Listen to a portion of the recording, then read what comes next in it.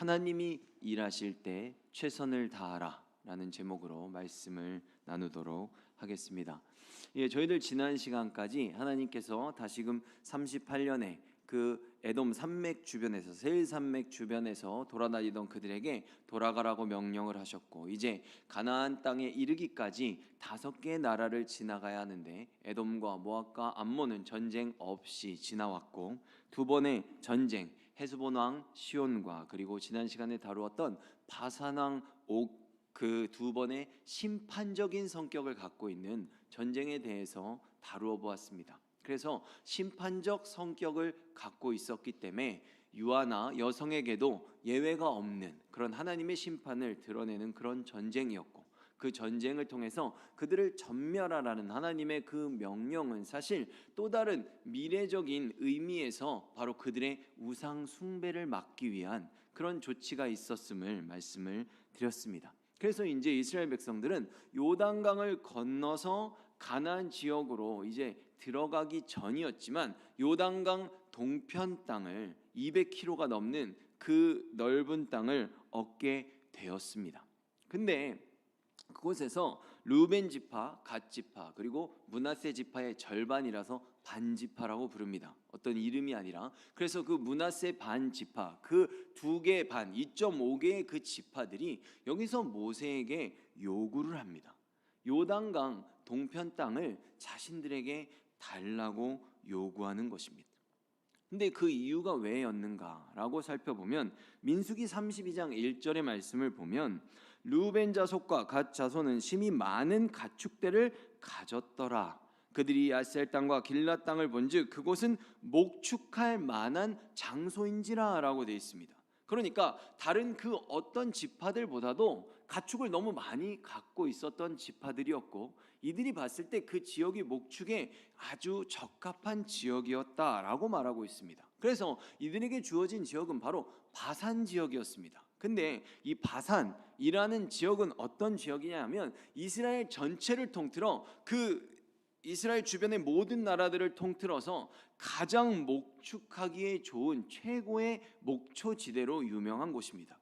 실제로 바산이라는 그 단어가 비옥한 평야라는 의미를 가지고 있는 그런 지역이었습니다. 그래서 이런 비옥함을 빗대어서 아모스서 4장 1절에 보면 사마리아의 산에 있는 바산의 암소들아 이 말을 들으라. 너희는 힘없는 자를 학대하며 가난한 자를 압제하며 가장에게 이르기를 술을 가져다가 우리로 마시게 하라 하는도다 라고 아모스 선지자는 지금 이스라엘에 있는 하나님을 섬겨야 되는 자들인데 그들이 권력층에 있는 그 사람들이 바로 그 부유층들이 너무나 세상 권력에 빠져 있고 탐욕에 취해 있는 그들의 모습을 보기 좋게 살쪄 있는 그 바산의 암소들로 지금 비유할 정도로 그 지역이 비옥한 지역이었다라는 것을 저희들이 생각해 볼 수 있다는 것입니다. 그리고 실제로 오늘 본문에 저희들 19절의 말씀을 봐도 동일하게 모세가 뭐라고 말하고 하냐면 너희에게 가축이 많은 줄 내가 아노니라고 말합니다. 그러니까 모세도 그들이 요청을 했을 때 그들의 요청이 적합하다라고 받아들일 수밖에 없었던 것을 이미 스스로가 인지하고 있었다는 것이죠. 그래서 모세는 그들의 요구에 따라서 그 땅을 그들에게 주었습니다. 근데 그 땅은 사실 가나안 지경으로 원래 넘어가서 그 지파들에게 땅을 주기로 정해져 있던 것 아니겠습니까? 그곳에서 사실 긴급한 요청을 받았음에도 불구하고 하나님께서 거기서 이들에게 땅을 나눠주시는 장면을 통해 저희들이 하나님의 역사가 어떠한 식으로 이루어지는지 알 수 있는 그런 방법들이 지금 이곳에 나오고 있다는 것입니다. 첫째로는 하나님께서는 땅을 배분하실 때 바로 그 경계를 아주 철저하게 정해 주신다는 것입니다. 이것은 마치 하나님께서 이 땅을 지으시고 창조하시고 그 창조의 모든 세상 만물들이 돌아가는 이치도 이와 같습니다. 바닷물이 그 경계를 넘으면 해일이 일어나게 됩니다. 그래서 그것이 땅으로 넘어오게 되면 아주 큰 피해가 발생하게 됩니다. 강물이 그 뚝을 넘게 되거나 댐을 파괴하게 되면 홍수로 인해서 농경지와 가옥들이 침수되고 심각한 문제들이 일어나게 됩니다. 근데 이것이 교회도 그렇습니다. 우리들을 하나의 공동체로서 각자의 재능과 그 믿음의 분량에 맞게 각자의 자리를, 우리의 삶의 자리를 정해주시는 분도 바로 하나님이시기 때문입니다. 지금 르우벤과 갓과 므낫세 반지파의 삶의 자리와 지경, 그리고 그들의 삶의 자리에서 그들이 누구를 점령해야 되고 어떠한 삶을 살아야 되는지 알려주시고 이 세상 모든 만물에 그 경계를 정해주시는 하나님께서 바로 교회 공동체인 하나님의 나라의 백성들인 우리들에게도 그것을 정해주고 계시다는 것입니다. 로마서 12장 3절의 말씀을 보면 제가 읽겠습니다. 내게 주신 은혜로 말미암아 너희 각 사람에게 말하노니 마땅히 생각할 그 이상의 생각을 품지 말고 오직 하나님께서 각 사람에게 나누어 주신 믿음의 분량대로 지혜롭게 생각하라 라고 말합니다. 그러니까 내가 지금 나의 삶에 처해진 환경, 하나님이 나에게 주신 그 믿음의 분량을 너희들이 잘 생각하면서 하나님을 섬기라는 것입니다. 그 선을 넘지 말라는 것이죠. 이처럼 우리를 포함하는 세상 모든 만물들은 하나님께서 정해주신 그 자리를 잘 지킬 때 하나님이 우리들에게 일을 시키셨어요. 만약에 여러분들이 선생님입니다. 그래서 학생한테 여기를 좀 깨끗하게 치웠으면 좋겠다라고 하고 급한 일이 있어서 갔다가 어딜 지나갔다가 이렇게 창문을 싹 지나가는데 그 학생이 아무도 없는데 열심히 청소를 하고 있는 겁니다. 열심히 최선을 다해서. 그럼 여러분들이 그 학생을 봤을 때 마음이 어떠시겠습니까? 흐뭇하지 않으시겠습니까?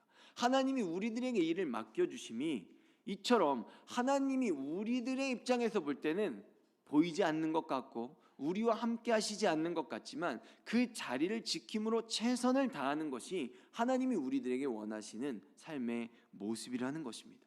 고린도후서 10장 14절의 말씀을 제가 쉬운 성경으로 읽어보겠습니다. 그러니 우리는 하나님께서 정해주신 한계를 넘어서 여러분에게 간 것이 아닙니다. 우리는 여러분에게 가지 못할 사람이 아닙니다. 우리는 그리스도의 복음을 가지고 여러분이 있는 곳까지 간 것입니다 라고 말합니다. 바울은 자신이 고린도 교회에 가서 복음을 전한 것이 우연히 전한 것도 아니고 자신에게 사도성이 없었던 것도 아니고 내가 너희들을 만나고 그곳에서 복음을 전하고 예수 그리스도를 선포하고 고린도 교회를 세우게 된 이 모든 것들이 하나님께서 나에게 주신 그 지경, 그 경계, 땅 분배와 같이 나에게 너희들을 허락하셨기 때문에 내가 너희들에게 복음을 전할 수 있었던 것이다. 지금 이 믿음의 분량, 우리들의 삶의 자리에서 하나님이 우리들에게 하도록 하시는 그 일을 지금 사도 바울은 복음으로 초점을 맞춰가고 있다는 것입니다. 그러므로 지금의 저희들에게 있어서 우리들이 나 자신의 믿음의 분량을 살피고 하나님께서 나에게 허락하신 그 삶의 자리를 생각하면서 내가 지금 이곳에서 무엇을 해야 할까? 하나님이 나에게 정해주신 이 자리에서 내가 어떠한 삶을 살아야 할까라고 했을 때 우리들의 초점의 그 중심은 바로 하나님의 뜻, 하나님의 마음인 그 복음에게 맞춰지는 것이 가장 올바른 방향이라는 것입니다. 한계를 넘어서도 안 됩니다. 그리고 하나님이 정해준 그 지경에서 살아야 합니다. 그 분량은 내가 정하는 것이 아닙니다. 하나님이 나를 앉혀주신 그 자리에 만족할 줄 알아야 하나님이 또 그 자리를 언젠가는 옮겨 주실 것입니다. 그리고 둘째로 동시에 동일하게 중요한 것은 바로 그 정해주신 한계, 하나님의 그 인도하심 속에서 우리가 최선을 다해야 한다는 것입니다. 하나님께서 이 모든 일들을 나에게 주님의 뜻하신 대로 주신 것이다. 그리고 내가 이 일을 감당하게 있어서 내가 무언가 어떤 특정한 대가를 바라는 것 아니고 이미 우리들은 받은 은혜에 감사함으로써 그 사명을 감당하는 것입니다. 어떤 사람들은 헌금을 할 때도 그렇고 어떤 일을 할 때, 봉사를 할 때도 그렇고 꼭 그런 생각을 합니다. 내가 이걸 열심히 해서 이 정도의 어떤 것을 이루면 하나님이 또 나에게 뭘 주실까? 이런 것을 기대하는 마음들을 갖곤 합니다. 근데 이미 예수 그리스도께서 생명을 주셨는데 우리들 뭘 더 받아야 만족할 수 있고 뭘 더 받아야 감사할 수 있겠습니까? 그것을 못 받고 만약에 주님께서 나를 예수님만 주셔서 오늘 밤 데려가셔서 내가 천국에 가면 여러분들 억울하시겠습니까? 우리는 이미 우리들에게 모든 걸 다 주신 것을 인정하고, 나의 삶의 모든 주권이 주님께 넘어갔다는 것을 다 인정하고 주님의 뜻대로 살아가는 것입니다. 나의 의지대로 사는 것 아니에요. 내가 뭘 더 받아야 감사할 수 있는 것이 아니라는 것입니다. 우리들은 이미 다 받았습니다. 이미 모든 것을 다 받았습니다. 이미 천국을 가졌는데, 천국을 가진 자가 그 천국을 놓치지 않기 위해 나의 삶에 무엇인들 못 팔겠냐는 것입니다. 하나님이 우리들에게 말씀하시는 것, 예수님이 우리들에게 말씀하시는 그 초점이 바로 그것입니다. 그러므로 르우벤 지파, 갓 지파, 그리고 므낫세 반 지파는 서로의 경계를 철저히 지키되 그 한계 안에서는 최선을 다해서 하나님의 백성으로 살아가야만 하는 것입니다. 하나님의 백성된 의무를 허락한 자리에서, 허락하심을 받은 그 자리에서 최선을 다하는 것, 그것이 하나님이 우리들에게 원하시는 가장 즐거워하시고 기뻐하시는 모습인 것입니다. 둘째로, 이러한 요구에는 또 다른 분명한 조건이 하나 붙어 있었습니다. 그것은 바로 이들에게 주어진 지역은 요단강 동편 지역이었지만 본래의 정복 예정 지역이었던 그 요단강 건너편 서편인 가나안 땅 그 지역의 정복을 함께 나가야 된다는 조건이었고, 함께 나갈 때 그들이 선봉에 서야 된다는 조건도 있었습니다. 만약 이들이 나는 내 것을 다 받았으니까 이제 내 할 일은 다 끝났다라고 그 자리에서 주저앉아 버린다면 그들은 하나님 나라의 백성들이 아닙니다. 여러분, 우리는 하나의 공동체입니다. 이것은 일반적인 세상 나라의 개념이 아닙니다. 우리들은 한 몸입니다. 팔이 나는 다 됐어 이러고 뚝 떨어져 나갑니까? 그런 거 아니잖아요. 우리는 이 몸 전체가 하나의 공동체로, 하나의 하나님의 나라로 존재하기 때문에 가나안의 그 정복이 다 끝나서 그들의 땅 분배가 다 끝날 때까지는 나의 분배를 내가 먼저 받았다고 해도 내 숙제가 다 끝난 것이 아니라는 것입니다. 하나님을 모른다면 모를까, 우리들은 한 몸으로 연결되어 있기 때문에 형제들의 필요와 형제들의 고통을 외면한다면 내가 아무리 평안한 삶을 살아가고 있다고 할지라도 하나님 앞에서 하나님이 볼 때 우리들은 그 의무를 다 하고 있는 모습이 아니라는 것입니다. 우리는 공동체입니다. 예수님의 십자가의 사랑의 가장 큰 덕목은 무엇입니까? 희생입니다. 나를 죽이고 다른 사람을 살리겠다는 그 희생의 정신이 예수 그리스도의 사랑을 우리들에게 가장 큰 사랑으로 다가오게 만들고 있다는 것입니다. 나를 희생해서 형제의 유익을 구하는 그 사랑, 그것을 우리들도, 그리스도의 사랑을 우리들도 실천해야 됩니다. 인간은 할 수 없지만 우리는 할 수 있습니다. 왜? 우리는 그 사랑의 가치를 알고 이미 그 사랑을 받았고 성령의 역사를 통해 우리들도 그리스도의 삶을 살 수 있기 때문입니다. 요한복음 13장 34절에서 35절에 이렇게 말씀하십니다. 새 계명을 너희에게 주노니 서로 사랑하라. 내가 너희를 사랑한 것 같이 너희도 서로 사랑하라. 너희가 서로 사랑하면 이로써 모든 사람이 너희가 내 제자인 줄 알리라. 사랑한다고 말로 하는 건 제자라는 것, 내가 예수 그리스도의 사람이라는 것을 증명할 수 없습니다. 제자는 예수님의 가르침을 받은 사람이죠. 예수님의 가르침을 받아서 내가 무언가를 안다고 말하려면 내 삶이 그런 삶을 살지 않을 때 우리가 그것을 안다고 하나님이 인정하지 않으시겠다는 것입니다. 말로만 주여 주여 하면서 내 마음대로 살고 내 뜻대로 내가 하고 싶은 거 다 하는 거 살면서 나를 하나도 희생하지 않으면 절대로 공동체를 살릴 수 없는 것입니다. 그렇다고 누구 하나만 다 희생하라는 것도 아닙니다. 나에게 사과가 2개 있으면 하나 나눠주면 되지 않겠습니까? 여러분, 인간은 본성이 악합니다. 되게 어린 애들도 사과 2개 놓고 잡으라 그러면 큰 거 잡습니다. 그 어린애를 욕할 일이 아닙니다. 우리의 본성이 악하기 때문입니다.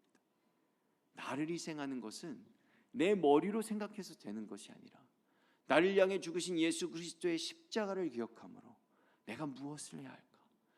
하나님이 나를 왜 이 자리에 앉히셨는가? 내가 무엇을 버림으로써 저들에게 그리스도의 사랑을 전할 수 있는가를 생각함으로써 우리가 그 자리에서 예수 그리스도의 삶을, 그 제자의 삶을 증명할 수 있다는 것입니다. 루벤과 갓과 므낫세 반지파들은 기업을 먼저 받은 자들입니다.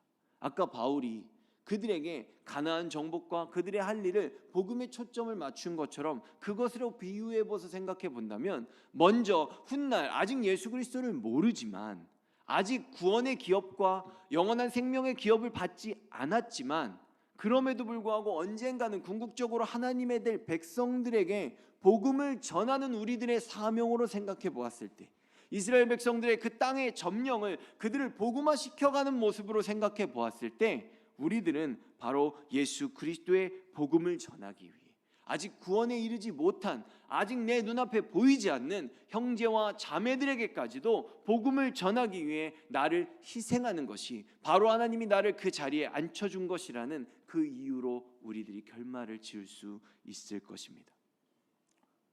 디모데전서 2장 4절에서는 그들이 구원을 받고 진리에 이르기를, 모든 사람들이 그렇게 되기를 원한다고 말씀하고 계십니다. 그러므로 우리는 복음을 전하여서 이 세상에 하나님의 나라를 확장해가는 일, 나에게 허락하신 그 지경, 그 기업 안에 나의 눈에 띄고 그들이 나를 볼 수 있는 그곳에서 그들에게 복음을 들고 나아감으로써 그 지역을 점령하는 것이 하나님이 우리들에게 원하시는, 우리들에게 그 기업을 허락하신 이유라는 것을 생각해 봐야만 한다는 것입니다. 그리고 21절과 22절의 말씀을 보면, 그러면서 지금 여호수아에게 이 두 나라에게, 헤스본 왕 시온과 바산 왕 옥이겠죠, 이 전쟁이 딱 일어났을 때 바로 여호수아에게 이런 말을 모세가 했었다는 것입니다.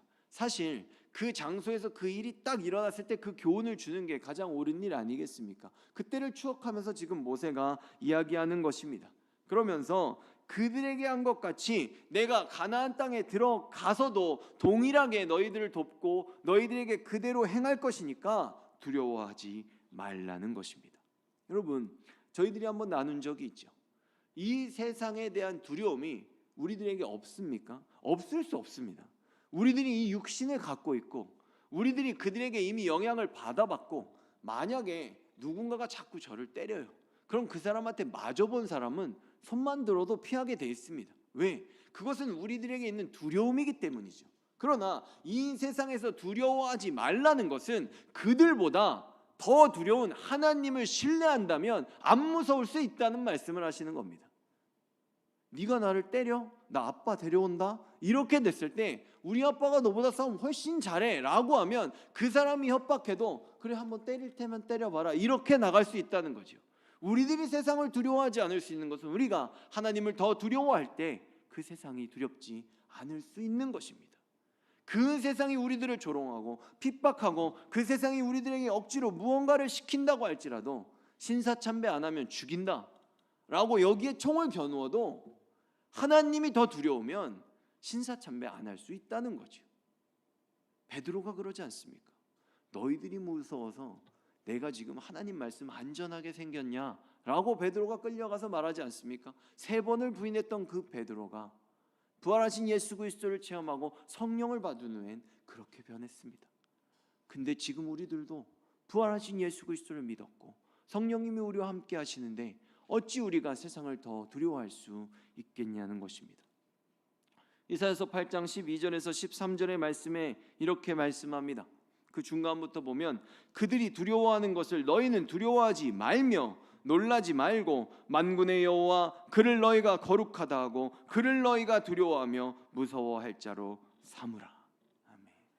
22절에는 왜냐하면 이라고 그 말씀이 시작하고 있습니다. 저희들의 성경에는 나오지 않지만 왜냐하면으로 원문에서는 시작하고 있습니다. 바로 분명한 이유라는 것이죠. 왜 두려워하지 않을 수 있는가? 그것은 그 두려움에 가득 차 보이는 그 세상, 힘이 너무나 강해 보이는 그 세상보다 더 두려운 하나님이 너희들이 싸우는 것이 아니라 하나님이 직접 와서 그들과 싸울 거니까 더 하나님이 두렵다면 두려워하지 말라는 것입니다. 네가 나를 때리면 아빠 데려와가 아니라 처음부터 아빠가 와서 싸우겠다는 거예요. 그러니까 두려워하지 말라고 말씀하고 계신 것입니다. 여러분, 하나님은 이 세상 모든 만물의 창조자이십니다. 창조자보다 뛰어난 것은 아무것도 존재하지 않습니다. 이 세상의 최고의 우두머리는 사단입니다. 근데 중요한 것은 사단도 하나님의 피조물이라는 것이죠. 사단이 아무리 역사해도 우리가 하나님을 더 두려워할 때 그들은 우리들에게 아무것도 할 수 없다는 것입니다. 중간에 나오는 하나의 말씀을 더 저희들이 기억해 보자면 20절에 여호와께서 너희에게 주신 것 같이 너희의 형제에게도 안식을 주시리니 요단 저쪽에서 너희 하나님 여호와께서 그들에게 주시는 땅을 받아 기업을 삼기에 이르거든이라고 말합니다. 여기서 나오는 안식은 안식일에 나오는 단어와 다른 단어입니다. 성경에서는 구약 성경에서 크게 두 가지의 안식을 뜻하는 단어가 나오는데 하나는 사파트라는 단어로서 그것이 바로 안식일을 뜻하는 안식이고 그 안식은 주님께서 주시는 영원한 안식을 뜻합니다.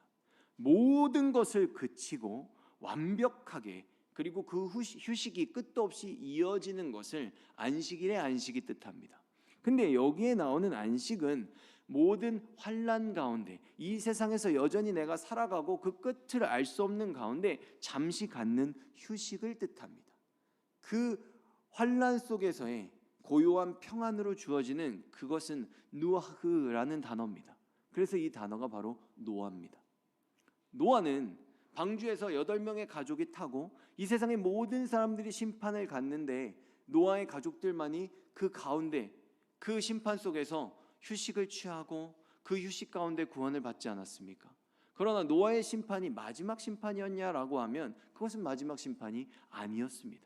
우리들에게 주어지는 최종적인 안식은 새하늘과 새 땅에서 주어지는 것이고 그 새하늘과 새 땅에서 주어지는 안식은 오직 예수 그리스도를 통해서만이 누릴 수 있는 참된 평화와 참된 안식입니다. 그래서 예수님이 평화의 왕이고 안식일의 주인이라고 선포하시는 겁니다. 왜? 안식일의 주인이 안식일을 줄 수 있는 겁니다. 그렇지 않습니까, 여러분? 이게 제 컵이어야 제가 가지라고 주죠.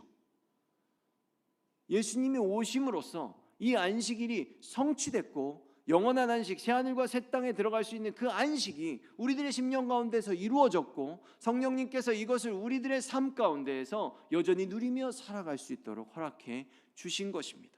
그래서 신명기에서 지금 구약에서 나오는 이 안식은 안식일에서 나오는 그 안식이라는 단어를 가나안 땅에서 절대로 사용하지 않습니다. 가나안 땅에 들어가는 것은 하나님의 인도하심을 따라 천국에 들어가는 것을 예표하고 있지만 가나안 땅이 실제 천국은 아니었기 때문입니다. 하나님께서 우리들에게 주시는 그 안식은 바로 예수 그리스도를 통해 주어진다는 것. 우리들은 이미 그것을 받았다는 것을 늘 감사하며 살아가시기를 바랍니다. 오늘의 말씀은 저희들에게 있는 두 가지의 방향을 제시하고 있습니다. 여호수아에게 하나님이 가서 싸우실 거야, 하나님이 싸웠어 라고 말하고 실제로 이스라엘 백성들은 자신들이 싸웠습니다.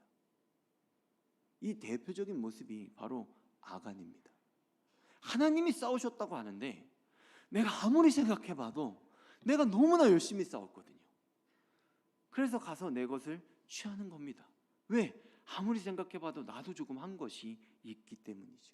그러나 여러분, 하나님이 보실 때 이것이 교만입니다. 이 두 가지가 공존할 수 있다는 것을 저희들은 분명하게 알아야 됩니다.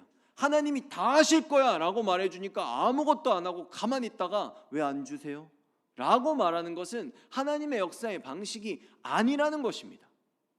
그렇다고 내가 뭔가를 다 한 것 같다 그래서 하나님 나도 좀 한 게 있는데 나는 뭘 가질까요? 라고 말하는 그 모습은 하나님이 보실 때 교만인 것입니다. 아까 저희 찬양 인도자께서 찬양을 해주셨던 것처럼 찬양팀이 했던 것처럼 우리는 이름 없는 꽃처럼 살아야 됩니다. 그 만물을 통해 하나님을 드러내고 우리는 이름 없이 떠나야 예수 그리스도의 발자취만 남지 않겠습니까? 하나님이 우리들에게 말씀하시는 것, 하나님이 최선을 다하실, 하나님이 역사하실 때 우리들도 그 최선으로 일하는 것입니다. 그러나 우리는 아무것도 안 한 거고 하나님이 다 하신 것이고 우리는 남지 않고 하나님만 남길 때 훗날 그 모든 공로를 우리는 하나님으로부터 인정을 받는 겁니다. 내가 나를 인정하는 것 아니고 이 세상이 우리를 인정하는 것은 아무런 의미가 없습니다. 물론 인정을 받겠죠. 그것을 통해 하나님을 드러내는 복음의 도구로 쓸 것입니다. 그러나 그들이 칭찬하는 것과 그 칭찬을 받아서 내가 인정하는 것은 정말로 다른 문제입니다. 받지? 이거는 달라요. 아이고, 저는 그런 하나님이 하셨어요. 하나님이 끝까지 이러한 겸손을 놓지 않는, 하나님이 도우실 때, 하나님이 역사하실 때 최선을 다하시고 그 최선을 하나님께만 영광을 돌리고 여러분들은 언제나 겸손하게 살아가시기를 예수 그리스도의 이름으로 축원합니다.